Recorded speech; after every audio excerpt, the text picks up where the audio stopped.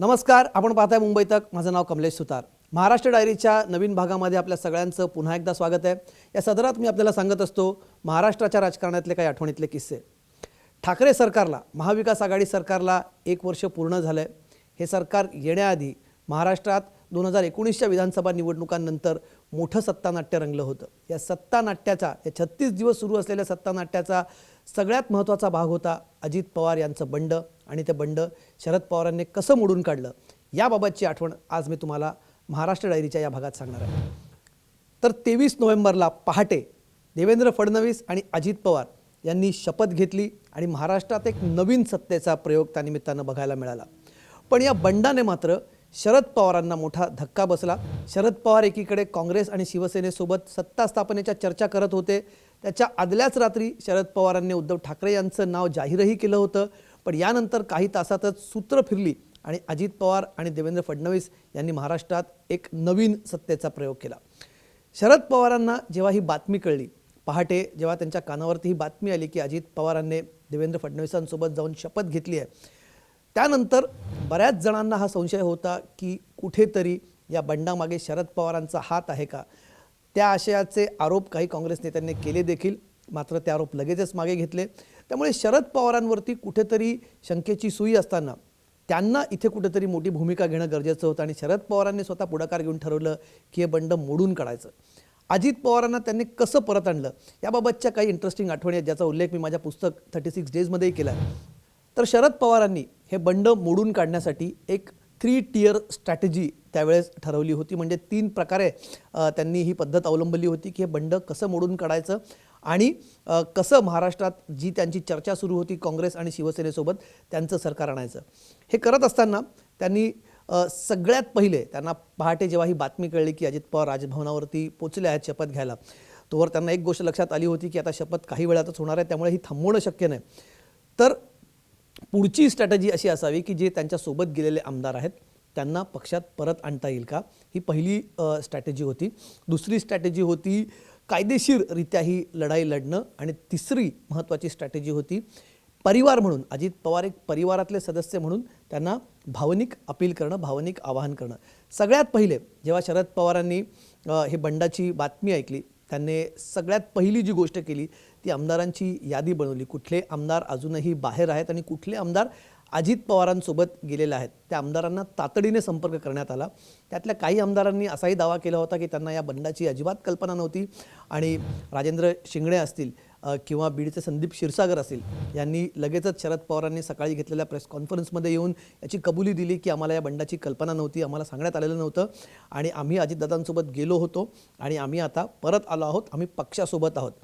यानंतर शरद पवारांनी स्वतः सूत्र हातात घेत YB चव्हाण सेंटरच्या आपल्या ऑफिसमध्ये बसत पवारांनी स्वतः काही आमदारांना संपर्क करण्याचा प्रयत्न केला आणि इतरही पक्षाचे जे त्यांचे महत्त्वाचे नेते होते, त्यांच्या जवळचे नेते होते, त्यांच्या माध्यमातून अजित पवारांसोबत गेलेल्या आमदारांसोबत संपर्क करण्याची प्रक्रिया जी आहे ती सुरू झाली. याच्यात सगळ्यात महत्त्वाचं नाव होतं धनंजय मुंडे यांचं, कारण आदल्या दिवशी याबाबतच्या काही गोष्टींचा प्लॅन धनंजय मुंडेंच्या सरकारी बंगल्यावरती, B4 बंगल्यावरती, विरोधी पक्षनेत्यांच्या बंगल्यावरती झाला होता आणि पहाटे काही जण धनंजय मुंडे यांच्याच बंगल्यावर त्यांना येण्यास सांगण्यात आलं होतं. त्यामुळे धनंजय मुंडेंसहित अनेक आमदारांना संपर्क करण्याचा प्रयत्न तातडीने सुरू झाला. फक्त राष्ट्रवादी काँग्रेसचेच नेते या कामात त्यांना मदत नव्हते करत, तर शिवसेनेचे काही नेतेही अत्यंत आक्रमकपणे या आमदारांना परत आणण्यात त्यांची मदत करत होते. काही आमदार सकाळीच परत आल्यानंतर काही आमदारांची संपर्कही प्रस्थापित झाला. यानंतर दुपारच्या सुमारास, साधारणपणे 3च्या सुमारास अजित पवारांचे निकटवर्तीय मानले जाणारे पक्षातले त्यांचे जवळचे सहकारी असणारे सुनील तटकरे, दिलीप वळसे पाटील आणि हसन मुश्रीफ यांना अजित पवारांकडेच थेट निरोप घेऊन पाठवण्यात आलं की तुम्ही परत या. अजित पवारांना निरोप देण्यात आला, मात्र अजित पवारांनी त्याला पहिल्यांदा नकार दिला. पण तोवर पक्षातले मोठ्या प्रमाणात आमदार जे अजित पवारांसोबत गेले होते त्यांच्याशी संपर्क झाला होता आणि त्यातली बरीच मंडळी पक्षात परत आली होती. आता दुसरा महत्त्वाचा जो मुद्दा होता, दुसरी जी स्ट्रॅटेजी होती ती होती कायदेशीर लढायची. नाही म्हणता एक गोष्ट इथे महत्त्वाची होती की अजित पवार यांची विधिमंडळ पक्षनेतेपदी ऑलरेडी निवड झालेली होती. त्यांच्याकडे राष्ट्रवादी काँग्रेसच्या सगळ्या आमदारांच्या सहीचं पत्र होतं, तेच त्यांनी समर्थनाचं पत्र म्हणून राज्यपालांना दिलं होतं. त्यामुळे अजित पवार अजूनही टेक्निकली, तांत्रिकदृष्ट्या ते विधिमंडळ पक्षाचे नेते होते, त्यामुळे त्यांची निवड रद्द करणं गरजेचं होतं आणि ही निवड राज्यपालांना कळवणंही त्या ठिकाणी गरजेचं होतं. त्यामुळे तातडीने बैठकही बोलवण्यात आली. या बैठकीत अजित पवार यांना विधिमंडळ पक्षनेते पदावरून हटवण्यात आलं आणि त्यांच्या जागी जयंत पाटलांची तिथे निवड करण्यात आली. त्यामुळे टेक्निकली कायदेशीरदृष्ट्या हा मुद्दा स्ट्रॉंग करण्याची सगळ्यात पहिली स्टेप त्यांनी इथे घेतली. आणि दुसरीकडे सुप्रीम कोर्टात जाण्याचा निर्णय घेण्यात आला होता. शिवसेनेचे काही वरिष्ठ नेते, ज्याच्यामध्ये प्रामुख्याने अनिल परब होते, अनिल देसाई असतील, ही मंडळी कायदेशीर बाबींमध्ये लक्ष तिथे घालून होती. आणि सोबतच काँग्रेसचे काही नेते, पृथ्वीराज चव्हाण असतील आणि काँग्रेसची जी वरिष्ठ लीगल टीम मानली जाते, अभिषेक मनु सिंघवी असतील, कपिल सिब्बल असतील, यांच्याशी संपर्क करून ही कायदेशीर लढाई सुप्रीम कोर्टात कशी लढता येईल. संध्याकाळी उशिरा हे नेते सुप्रीम कोर्टात गेले होते. याची अर्जंट सुनावणी मिळावी याची त्यांनी मागणी केली आणि सुप्रीम कोर्टात ही बाब मांडली जावी.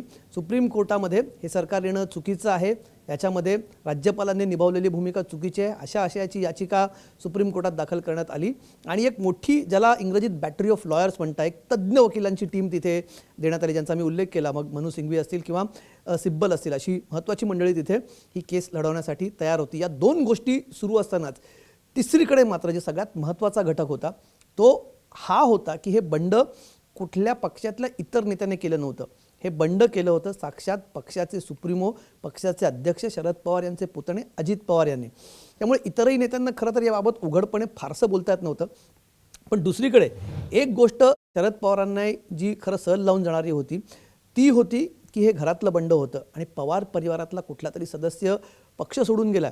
या आशयाचं एक व्हॉट्सॲप स्टेटस सुप्रिया सुळे यांनी सकाळीच आपल्या व्हॉट्सॲपवरती ठेवलं होतं. त्यांनी त्यात म्हटलं होतं पार्टी अँड फॅमिली स्प्लिट. त्यामुळे त्यांना ज्या प्रकारच्या वेदना झाल्या होत्या त्याही त्यांनी त्या व्हॉट्सॲप स्टेटसमध्ये मांडल्या होत्या की मला इतका विश्वास ठेवण्याच्या बदल्यात आज काय मोबदला मिळाला आहे, हे त्यांचं स्टेटस होतं. त्यामुळे कुठेतरी परिवारातही सगळं काही आलबेल नसल्याचं त्यावेळेस दिसून येत होतं. मात्र हाच पॉईंट, परिवाराचा एक पॉईंट, हा कुठेतरी पॉझिटिव्हली वापरता येईल का, अशी पण एक स्ट्रॅटेजी त्यावेळेस होती. पवार परिवार हा नेहमीच राजकारणापलीकडेही ओळखला गेला आहे. म्हणजे परिवारातले काही सदस्य राजकारणात असले तरी इतरही सदस्य असे आहेत जे नेहमी संपर्कात असतात. विशेषतः आपण नेहमी बघतो दर दिवाळीला पवार कुटुंबियातले सगळे सदस्य बारामतीच्या गोविंदबागेत एकत्र येतात आणि त्यांचा एक मोठा फॅमिली फोटोही दरवर्षी आपल्याला समाज माध्यमांवरती बघायला मिळतो. तर या परिवारातले राजकारणात नसलेले काही सदस्य होते, त्यांच्या थ्रू अजित पवारांना मेसेज देण्यात आला की राजकारण एका बाजूला आणि परिवार एका बाजूला, ही फूट जरी एका क्षणाला राजकीय वाटत असली, हे राजकीय बंड वाटत असलं तरी कुठेतरी याचा परिणाम परिवारावरती होऊ शकतो. परिवार कुठेतरी स्प्लिट होतोय, परिवार कुठेतरी तुटतोय, हे चित्र समोर जाताना जे दिसेल ते फारसं चांगलं नसेल, अशा आशयाचे निरोप अजित पवारांकडे पोहोचवण्यात आले. पण यातली सगळ्यात महत्त्वाची भूमिका जर ती कोणाची असेल तर ती होती शरद पवार यांच्या पत्नी प्रतिभा पवार यांची. असं म्हटलं जातं की अजित पवार त्यांच्या अत्यंत जवळचे आहेत. लहानपणापासून अजित पवारांचा वावर हा शरद पवारांच्या घरात राहिलेला आहे. एक काळ असा होता की अजित पवार यांनाच शरद पवारांचे राजकीय वारस मानलं जात होतं आणि अजित पवारही तसे इमोशनली खूप जवळ आहेत आपल्या काकींच्या. त्यांना ते काकी म्हणतात शरद पवारांच्या पत्नीला. त्यांच्यात आणि अजित पवारांमध्ये झालेलं संभाषण एक पारिवारिक सदस्य म्हणून राजकारणापलीकडे जाऊन कुठेतरी या प्रकरणात त्यांनी केलेली मध्यस्थी ही अजित पवारांनी मान्य केली. आणि अखेरीस 26 नोव्हेंबरला अजित पवार आणि त्यांच्या काकींमध्ये झालेल्या बोलण्यानंतर अजित पवारांनी हा निर्णय घेतला की आता हे सरकार फार चालवणं शक्य नाही. त्यानंतर काही वेळातच सुप्रीम कोर्टाचा निर्णय देखील महाविकास आघाडीच्या फेवरमध्ये आला. महाविकास आघाडीला सरकार स्थापनेसाठीचा मार्ग त्यानिमित्ताने मोकळा झाला सुप्रीम कोर्टाच्या निर्णयानंतर. आणि अजित पवारांनी त्यानंतर 26 तारखेलाच सकाळी एक बैठक झाली प्रफुल्ल पटेल यांच्या मलबार इथल्या निवासस्थानी. तिथे स्वतः अजित पवार, छगन भुजबळ, सुनील तटकरे, दिलीप वळसे पाटील त्या बैठकीला उपस्थित होते. आणि त्या बैठकीत हा निर्णय घेण्यात आला. अजित पवारांना हे सांगण्यात आलं की आता कायदेशीरदृष्ट्याही तुमच्याकडे फारसा मार्ग उरलेला नाही, तुमच्यासोबत असलेले आमदारही परत आलेले आहेत आणि शिवाय परिवाराची पण ही इच्छा आहे की तुम्ही परत यावं. अजित पवारांनी या तिन्ही गोष्टींना लक्षात घेता आणि विशेष करून परिवाराकडनं असलेला दबाव लक्षात घेता अजित पवारांनी सुद्धा त्यांना जी गोष्ट सांगितली गेली होती की परिवार टिकवणं जास्ती महत्त्वाचं आहे, राजकारण होत राहील पण राजकारणाआधी परिवाराला आपण प्राधान्य द्यावं, ही परिवाराच्या विविध सदस्यांकडून आलेली सूचना असेल किंवा त्यांना त्या प्रकारे केली गेलेली विनंती असेल आणि विशेष करून काकींकडून आलेली ही सूचना जी होती त्याला अजित पवारांनी तिथं महत्त्व दिलं आणि अजित पवार परत आले. अजित पवारांनी पक्षात परत येण्याचा निर्णय घेतला. संध्याकाळीच राजीनामा दिल्यानंतर काही तासातच ते सिल्वर ओकला गेले, परिवाराला जाऊन भेटले आणि एक प्रकारे त्यांची घरवापसी झाली असं म्हटलं गेलं. आणि अजित पवारांचं हे बंड कुठेतरी थांबवण्यात 79 वर्षाच्या शरद पवारांना यश आलं आणि फक्त हे बंडच शमवलं गेलं नाही तर महाविकास आघाडीचं सरकार येण्याचा मार्गही त्या निमित्ताने खुला झाला आणि 28 नोव्हेंबरला उद्धव ठाकरे यांनी महाराष्ट्राचे मुख्यमंत्री म्हणून शिवाजी पार्क येथे शपथ घेतली. पण या सगळ्या सत्तानाट्यामध्ये हा सगळ्यात जास्त रंजक असा घटनाक्रम होता. अजित पवारांचं बंड जसं अनेकांना चक्रवणारं होतं तितकंच शरद पवारांनी हे बंड थांबवण्यासाठी, हे बंड शमवण्यासाठी केलेले प्रयत्न, त्यासाठी त्यांनी केलेले खरं तर राजकीय खेळी ही चर्चेचा विषय ठरली.